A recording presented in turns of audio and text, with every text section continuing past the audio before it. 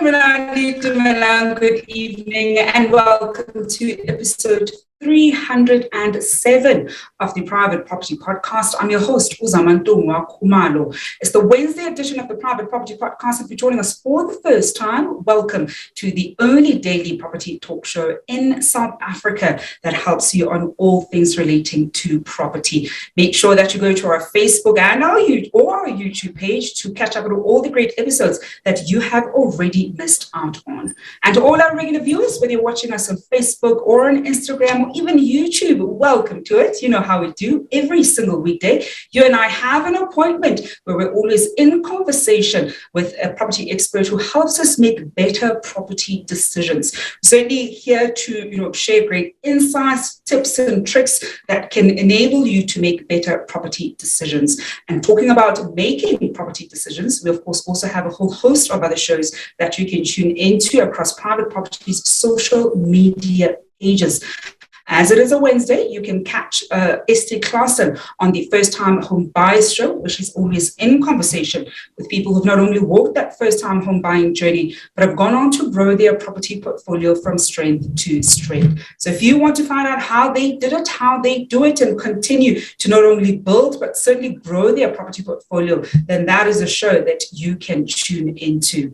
And every Tuesdays and Thursdays, we get our green fingers on with award-winning farmer Umbalini Nwoko, who helps us on all things agriculture, from commercial big-scale farming to, of course, working on our very own backyards if we want to start growing our own food. That is a show that you want to make sure you do not miss out on for all of your agricultural needs. And every Mondays and Fridays, Chad gives us an amazing tour of incredible properties that you can find on www.privateproperty.co.za. So do make sure that you tune into that. Some of them are up beyond what most of us can probably afford. But if anything, it's hashtag property goals. And that's one of the reasons why I love that show. It's like, you know what? These finishes are beautiful. Maybe I can take, a little bit of what they've got and put it in my own home until I can, of course, afford some of those homes. Well, those are the great shows that you can look forward to every single weekday at 8 p.m. Do make sure that you set your alarms and, of course, tune in to them. Of course, also follow us across our social media pages, whether it's Facebook, Instagram, YouTube, Twitter. We're also on TikTok to catch up on all property-related content. You can follow myself at Zamantungwa_K on Twitter as well as on Instagram, always talking all things property. Well, this evening it is a Wednesday. It's the second Wednesday. We always have somebody from the Absa team or the Absa Home Loans team. And I'm quite excited about this conversation, this evening. If you follow me on Instagram, you have seen, the poll that I ran last night. I think parts of it are probably still up. And I even shared the results. And one of the questions was around whether you're saving for a deposit and, the related costs of home ownership. And I think the response was either yes or what related costs. And it made me realize that so many people don't know about the related costs. So they might start saving for the deposit, but they don't know that there are actually other costs associated with home ownership that they need to also be factoring in as they are saving. It is, of course, Savings Month this evening. I want to make sure that we help you certainly be able to get into a culture of saving, because part of being in the property game, whether you just want to buy your home to live in, or of course looking to invest in property, is being able to save diligently and as regularly as possible for your property goals, because you want to be able to have your deposit and have the fees for attorneys so that when you find that property, you're not being held back because of lack of fees. And that's exactly what we're going to be exploring this evening. We're going to be looking at ways to develop a savings culture. I want to find out from you at home before we start unpacking our conversation this evening. I want to find out from you at home if you're a saver. My first confession this evening, I'm not a hectic saver. And I only say this because there's an automated saving thing that I have. It's not even that big, to be quite honest. I'm typically able to put large sums of money aside And as opposed to just regularly saying, this is the fixed amount and we don't dip into our savings. So I also want to find out how I can be better at, saving and automating some of these things. Are you a saver? And what have been some of your saving tips and tricks? I'll share with you how I've managed to, save slightly larger sums of money that has helped me later on the show. So do share with us down below. Are you a saver and how do you do it? Because I know so many of us struggle with this one. You sometimes even dip into your savings when you know you probably shouldn't. And to help us get a better sense of how we can develop a savings culture, I'm joined this evening by Thami, who's the head of savings and investments at Absa Everyday Banking. Thami, good evening, and thank you so much for joining us on the show. Good evening. Good evening to everyone who's listening, wherever they are. Thanks for having me. It's such a pleasure to have you, Thami. And you know what? I have to confess today's conversation when I was even looking at it, I was like, it's almost as though is it to me personally, because I've been looking at, okay, you certainly need to be saving more, saving better, making different saving and investment decisions, especially because I'm in property, so I also know the value of having cash for certain property things.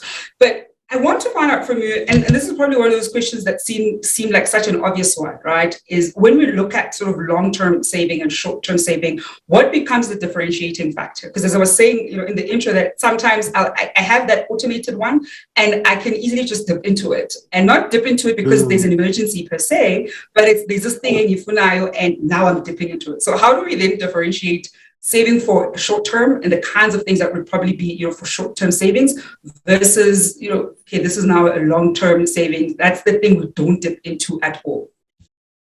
Well, firstly, you got me thinking about the spinach. I have to be honest. I think this is my focus at that point. But I think Zama, you're not supposed to be dipping in it, unless there's really a need for you to dip into that saving.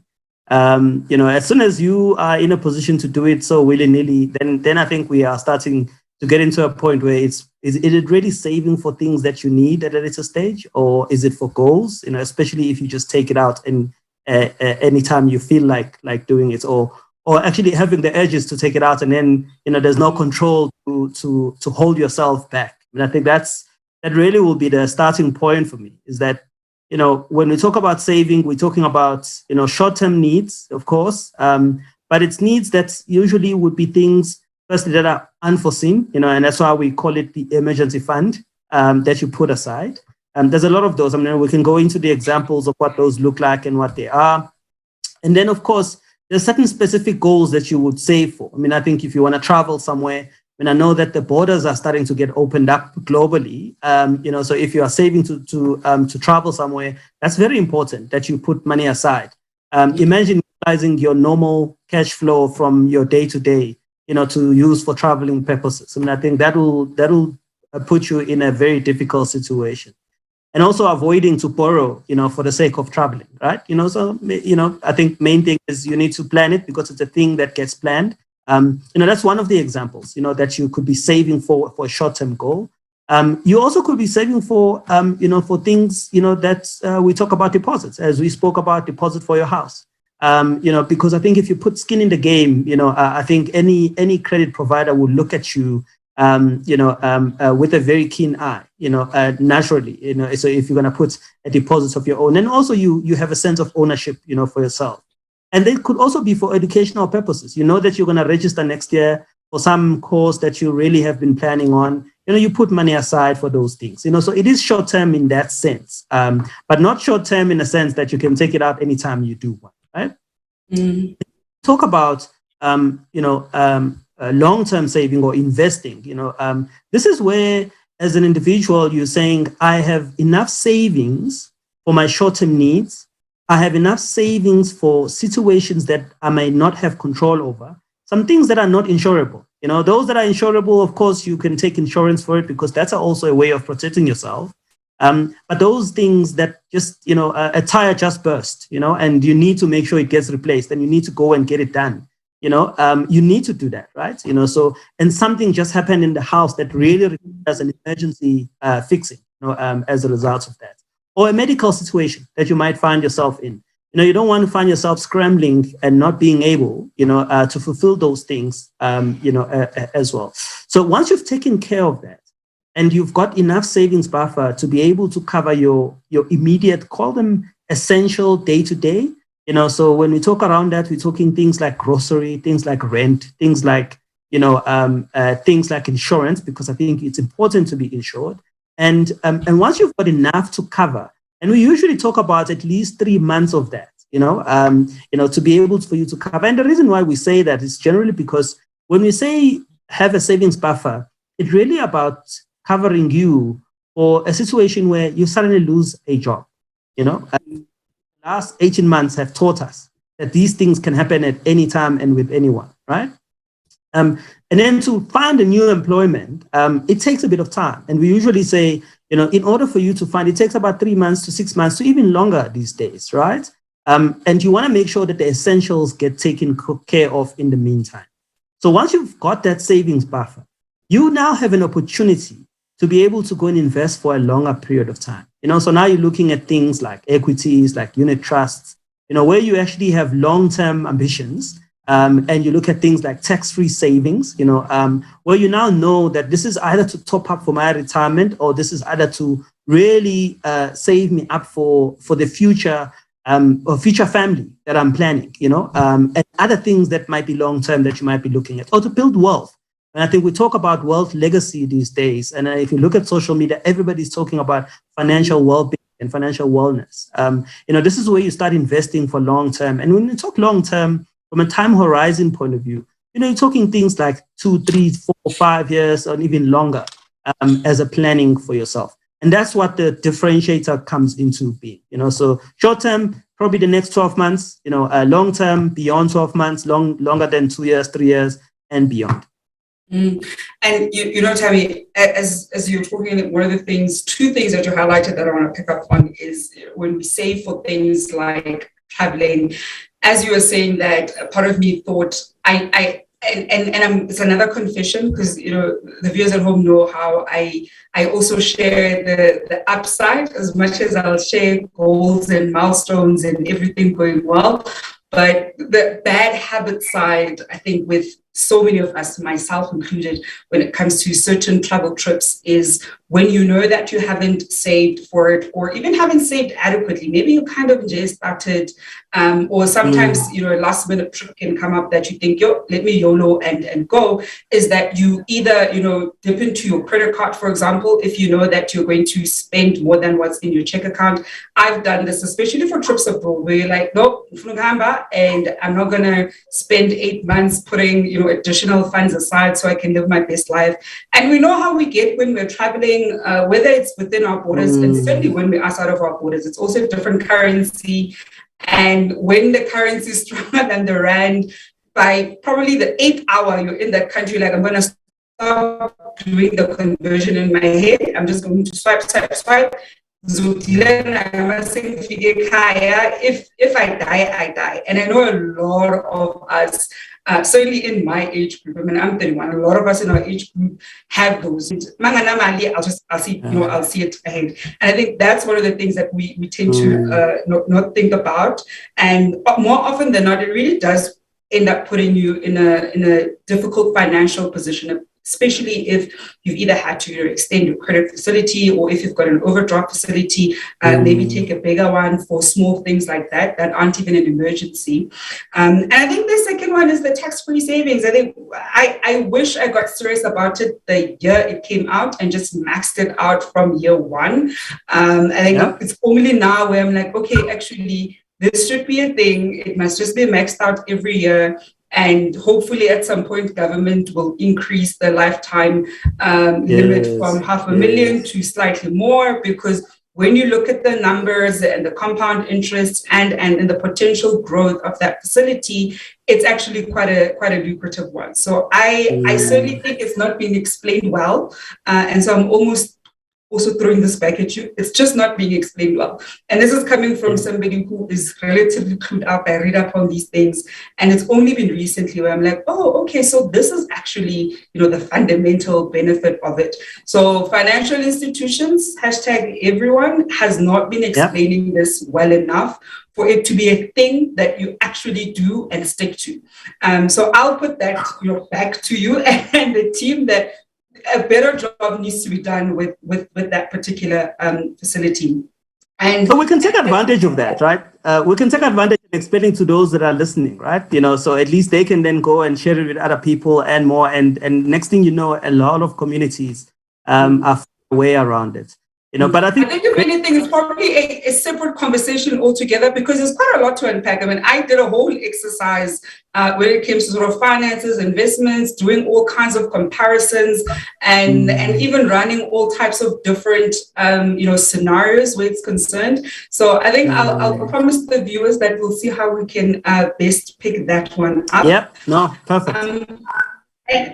And I think, touching on that, Thami, one of the things that tends to be said quite a lot, especially right now, it's July, it's savings month, is obviously around our savings culture and how we don't have the greatest savings culture, and all kinds of statistics are out there in terms of how much, we save. And I think when we juxtapose that with also probably people's income figures and even the amount of debt that ends up being serviced, I know viewers are probably thinking, but how do I then even start saving if there are all these other responsibilities?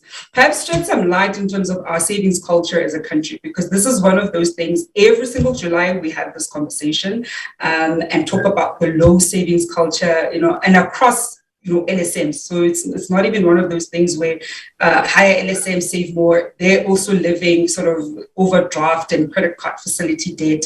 So they're not necessarily better off to people who earn slightly lower. Yeah, no, look, I think that's an important point, right? It's an important conversation. And one for me that I think with Savings Month, it's not meant to be a conversation that happens once a year, July. I think July just happens to be a period where we believe, I think it's worth the while to have this conversation as a reminder for some that might have fallen by the wayside, because saving is not an easy thing to do. I mean, I think we gotta have to face it, right? But I think the rewards behind it are really worth the journey, and actually the outcomes that you are looking for as an individual, including the ambitions, the goals that you have for yourself, for your family. So it is important for us to, as a community of an industry, in a financial services environment, to talk about it, but also to support the government in the initiatives that they've already started and that they kickstarted, years ago, to continue around that. Because Savings Month effectively is a South African Savings Institute initiative. They started with that, and we sponsor them. We've been sponsoring them for the last 5 years. And I think the reason for it is because of the value of the narrative that they talk about saving, the fact that it becomes quite a focal point, around a certain period. We really hope that we can do this on a month-to-month basis, almost every day, because we believe that a lot of people are eager to save. They just don't know how to start. Whereas it's actually as easy as just starting wherever you are, whatever amount that you have. I was actually seeing on social media, the one person talking about when they go to these pharmacies, without mentioning the pharmacist's names, right? And when they go in, knowing very well that the script was clear. It was clear that I was going to get one item only. And when I come out 45 minutes later or an hour later, I'm coming out with a whole grocery, And that, again, that's just, it might look smallish, it might feel like it's something that I need, but that's not what you plan for. And that's when your budget gets blown out and you suddenly are realizing down the months, down the weeks, that actually I'm now short on something else that I should have maybe kept the funds for. But I think it's just, that's the one form of making sure that you keep control of over your finances. But I think saving for us, we've been really doing some great stuff with SASSI. And we just had a last webinar today, where we were talking about women and saving, and investing, as well as how to bounce back from financial difficulties. I think we can't, shy away from talking around COVID and lockdowns, the amount of impact it's had on ordinary South Africans. And I think it set back a lot of people. Imagine if you had traveled and you had spent money that you had borrowed just before lockdown started. And then suddenly all of these expenses that have come up, now you need to make sure that you are taking care of those, and you can't. You go ask for credits and you're no longer good for it, as an example. And that's one of the reasons why the planning aspect of it becomes fairly important. I think that's the conversation that we've been having for the last 4 weeks. Started out with, with of course the stokvels, the youth student and students, how to save stokvels, how to be stokvel savvy, and then we spoke about businesses, small businesses, how to navigate around the expenses that are skyrocketing whilst the income is not coming in at the same pace, including the money management tips, that could come in from an entrepreneur who's starting out, or someone who's saying I'm trying to find an additional revenue stream, or income stream. How do I go about that? And then today was the last of those series, and we had to close it with the Women's Month theme, purely because that women are the ones that generally would save a lot more, because they're always thinking not just for the immediate family, where if you are a married individual, where I have a family, next of kin, but they will also be interested in making sure that the people they left at home, are also taken care of. How do you make sure you equip, those people to make sure that they actually have a financial journey that sustains themselves as well as others? But it's been wonderful. I think it's been a very beneficial one. Thousands of people registered for them, and we saw them actually logging in and into Zoom and listening in and commenting. And I think we can see that there's a lot of yearning for this learning, to save and invest. And I'm hoping today we're also going to cover those. Thanks. No, definitely, Thami. I think one of the things I've actually loved those webinars. I watched the one on stokvels. Vanessa, of course, the author of Stokvels, who we've also had on the show a couple of times, was one of the speakers. Stokvela was also on the panel. I think it was just such great data and insights that were shared in that particular webinar, and I really did enjoy that one. I missed today's one. I'm going to hopefully catch up with it. And I think it's been such a great resource to be able to get a sense of finances from different perspectives. And you've already touched on something that I want us to explore, that we're also living in the reality of COVID and the financial effects and financial implications of COVID that a lot of people are unfortunately having to navigate. In the event, and this is something that I know that viewers at home are also probably thinking, that look, times are financially tough. Some people have either gotten retrenched, others, have had to take pay cuts because companies have said the only way we can weather this economic climate is if we cut salaries. Given the current environment and the state of finances and the economy, how can then people start on their savings journey, especially some who've probably already dipped into their savings and even investments, because I've seen people sometimes even cashing in certain investments before they mature and being like, I'll take the penalty, but right now I'm just very cash strapped. So how do we then navigate saving in times of crisis? Whether you're somebody who's just never really saved and you're now thinking, actually, I need to, cultivate that skill. And then secondly, of course, for people who've been very hard hit by the economic effects of COVID and have had to dip into the very same savings that we keep saying you must have them. And now they're just no savings left. How can they best navigate, and what sort of systems can they put in place to assist them when it comes to their savings goals?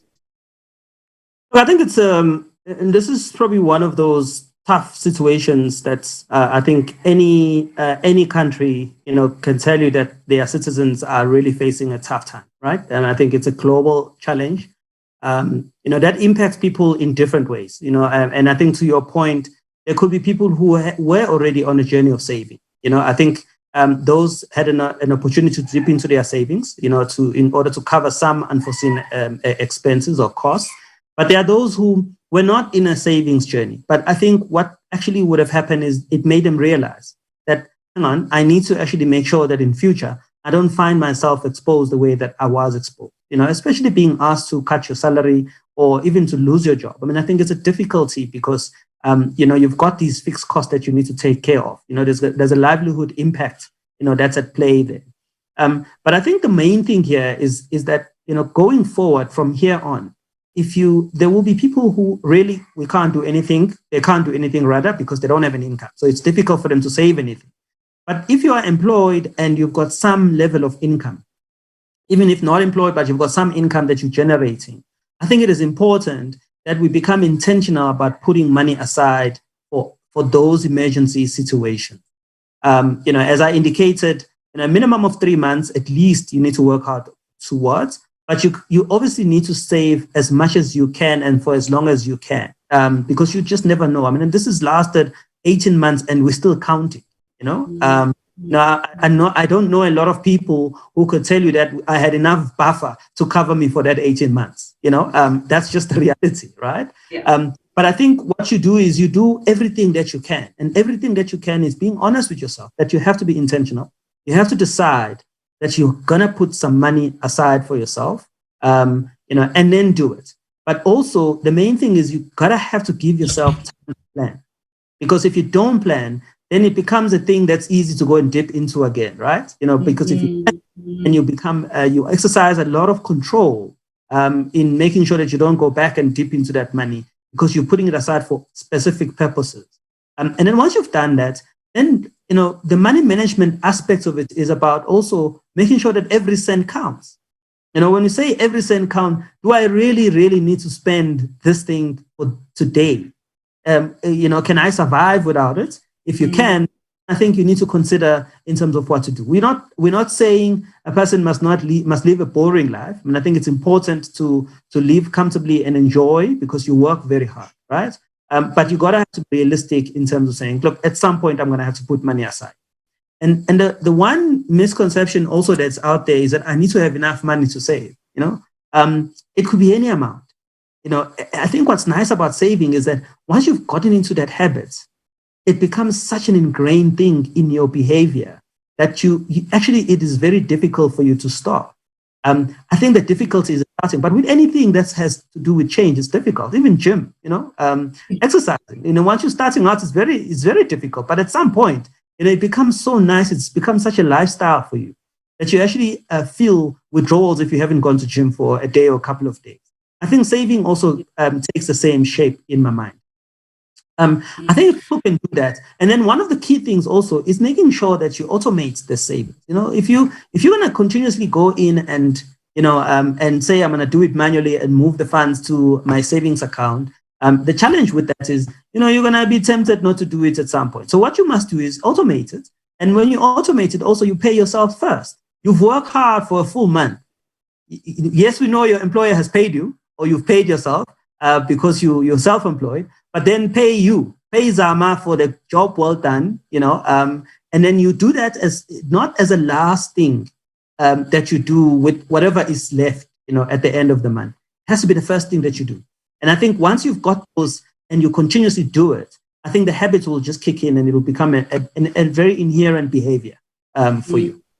Thami, I love that you actually just pointed out the automation aspect of it, because I think it's one of those things that I also realized there's a part of me that's like, I'll do the lump sums manually, right? Because I did say earlier in the show, there's an amount that is automated, but it's so small that a part of me doesn't even, counted as an amount. And then the slightly bigger amounts, I'll do it after everything manually. And as you pointed out, we don't always, do it. Sometimes we're like, I'd rather do this. Whereas when it's automated, like your bond debit orders, you know that it's done. You don't need to think about it. It goes off on that particular day. And you can even give yourself that time frame of, for the next 12 months, this amount is going off. I'm not even touching it. I want to find out from you at home how you best save your money, or some of the tips that you've used to best save, and also, of course, maybe what you're even saving for. Because I think one of the things that Thami has also mentioned is it also helps when you're saving for a goal. I know that sometimes you not have certain amounts assigned for those respective things. And to go to your questions and comments at home, we've got a comment coming through on Facebook from Happiness Martina Malulega, who's saying, I'm saving for my 1-year-old child. I save 500 rands or more each month. And after 3 years, I will invest the money for his education.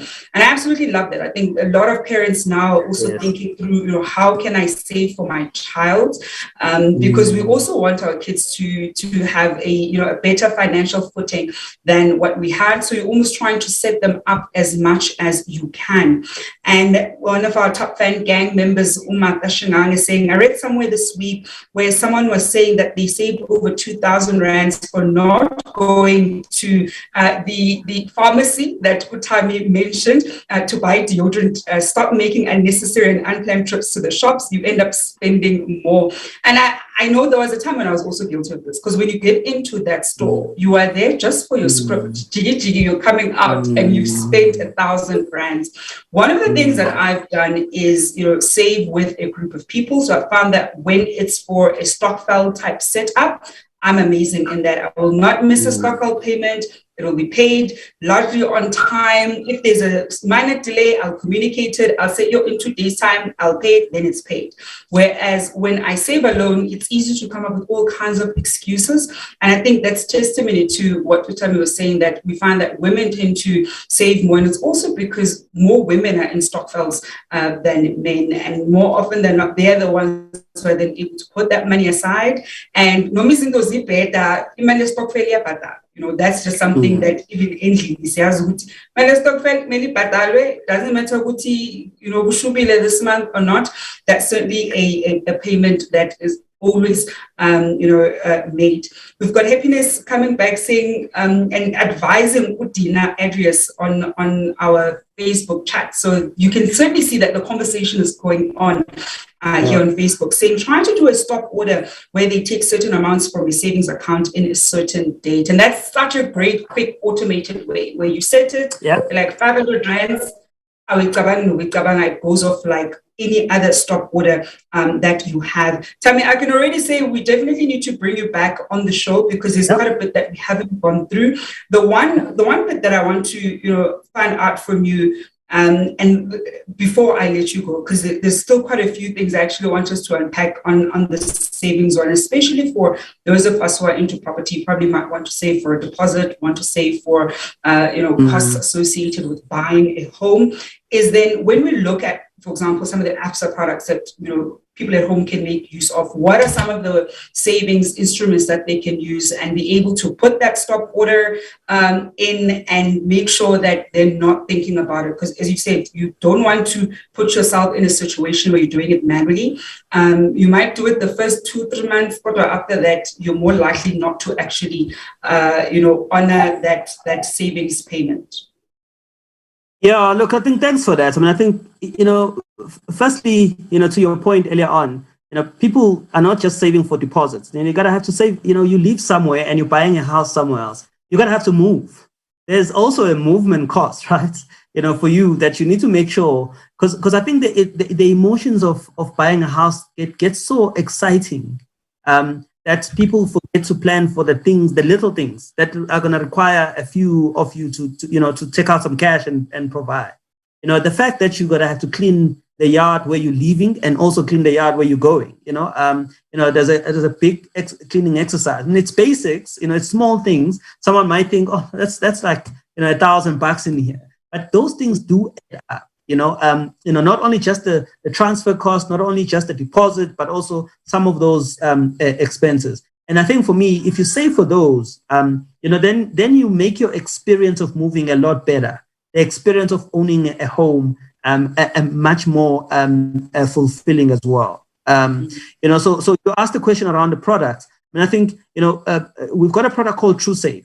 That product, effectively, you can start from any amount to open that account. You can do it. You can get it on the app. You can get it on Absa online. You can even call us and we can create that product for you. I mean, obviously, as a last choice, especially in this time, you can even go to a a branch if you must go to a branch. But if you've got it on the app, I mean, I think you might as well utilize that, comfort of your home whilst you're doing that. What's nice is you can start at any amount. You can even contribute to this product, on a regular basis, and then you actually get to, for maintaining a sizable balance and also continuing to contribute, we actually give you, rewards for it. So your rewards, gets to benefit from that particular view as well. Which is really great. It's not only just the interest that you're getting, but you also get to potentially influence where you stand in the tiering of your rewards. That's the one product that we can think of. I think there's other people who are saying, to your point, that says, the difficulty that I have, I need something to restrict me from having access to the funds, because I'm the easy guy who can just go in on the app and just swipe the money out again, So we've got 32-day notice accounts, so we call them Notice Select, and it gives you options, for you. In all of these instances, you can place notice to have access to those funds, but there are certain instances where you might say, look, I do want to have some money immediately available. So we do allow you to have access to it, between zero, I guess, if you decide you don't want to have access, but maybe from 10% to 50% of the funds being immediately available. What's nice with Notice Select and Notice type of product is that it restricts you largely, but also it rewards you because it gives you better returns, as well, because you're keeping the money a bit longer. Of course, if you've got a lump sum, that you're saying, maybe got lucky this time around, one of the few people that got bonuses, and then try and make sure you pay yourself first piece, go and put something in a fixed deposit, and then don't forget. And I think there was a listener that indicated around tax-free savings, and you also indicated that piece. You can do tax-free savings for yourself and for your child. Can you imagine helping your child to have a head start in their financial life? That for me, if it doesn't fulfill any parent, I think that's the one motivation that I always have in saying, if anything, for your own child, out every year for whatever the period to get to the 500,000, of lifetime contribution, and you don't have to max it to 36,000 every year if you don't have it, if you don't afford it, but make every effort to put it in there. Can you imagine your child when they get older and they get to university, they actually are able to do some kind of a head start for themselves? I think it's a wonderful thing. We never experience that, but we have an opportunity to influence it with our own kids. Final comments from our viewers at home. Semi Mahlatsa saying, what I learned from the pandemic is we must at times enjoy our hard-earned money, as dying was something we didn't think of till COVID hit us. We must balance between saving and also taking care of our needs. Dina Edry is coming back saying, I've tried doing it manually and did it for the first few months and stopped, so I'll definitely consider the stop order. Happiness saying, my saving tip is I teach my kids saving while they're still young. I took a 2-liter bottle and they put 50 cents every day. It makes 800 rands when it's full. And that's a great way, of course, for parents to already instill the culture of saving and their children understanding money from a young age. So Mabati Baktela, 50 rands, understanding how much really is 50 rands, how long it takes them to make that 50 rands. I know some parents, for example, will say, these types of chores will get this amount of money. So when something costs 100 rands, they know that actually means, cleaning the dishes, for example, every day or every weekend for the next 8 weekends. So they also understand that there's value and there's time and really instilling in them that understanding as much as possible. Thami, we have run out of time and we're going to have you back. Before we close, I just want to find out from you any last tips for our viewers at home, because we're going to have an encore on this one. It's one of those crucial things that many of us, as you said even earlier, we need to keep having this conversation and finding different and creative ways that, firstly, we as adults can learn and relearn, but also, of course, pass on those lessons to our children and even loved ones at home. The pandemic is one of those that we could call it 1 in 100 years, right? That could happen in this situation. But it doesn't mean that another situation can't happen in a year's time again. That is unique to this. I think what's important is people to be aware that if it has happened now, something else could potentially happen. It's important to get into that habit as soon as you can. The second thing, and probably the last thing for me, is is around what happiness is indicated. Your children, it is important that we actually educate them into not just saving alone, but also money management. And I think, with the Mega U product that we have, where it's free banking, you actually are teaching your child even when they swap, because we're not saying people mustn't now spend, you gotta spend, right? So you gotta have to teach them to manage the money as they spend, so giving them their own account, making them, I do that with my own kids. I give them the money once they've done the chores, because they know that I need to do work and then I get paid, right? And then when I spend it, it gets finished, so they need to know that, right? And so you want to train them and educate them at a very young age to start that habit, as well. And I think that way, you are investing in the future financial wellness of your own child, in addition to putting money for them as well. But thank you for having me as well. Thank you. And that's such a great, that's actually just such a great note to leave it on, Thami. I already promised the viewers at home we're going to definitely have you back on the show. Thank you for joining us this evening. Thank you so much. Good evening. And that is Thami Cele, who's the head of savings and investments at Absa Everyday Banking. Wrapping up a really great conversation around savings. I think one of the big things is better understanding what some of the things we probably want to save for, because it does help to have the goal, and also just identifying your weaknesses. I mean, as I was saying earlier, I know that I will dip into it if it's in my own bank account and I can access it quickly. And one of the systems that I put in place is to just not have it in an account where I can access it easily. I found that sometimes even with the notice accounts, the penalty amount is so small that I'm like, I can afford that. Your weaknesses and how do you best solve for them? Well, that wraps up the Wednesday edition of the Private Property Podcast with myself, Uzamantumwa Kumalo. Thank you very much for tuning in and engaging us on social media.